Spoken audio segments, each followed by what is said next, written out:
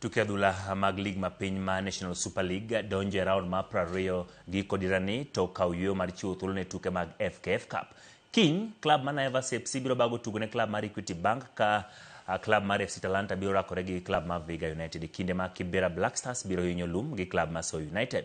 Fortune Sacco komachielo biro bago tugo ne klab momako thuolo mar adek mofa chieng' Jumapil. Migori Youth momako thuolo mokwongo gi Mombasa United biro manyo loche kinde ma gibiro tugo gi Nairobi City Stars gi Kisumu All Stars kaluwore.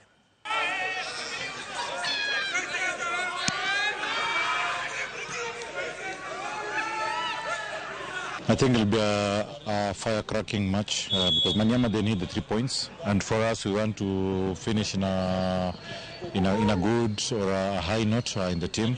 If we can just play the way we played against Wydad, and of course at the end of the day we try and score, I think it will be something good for our team.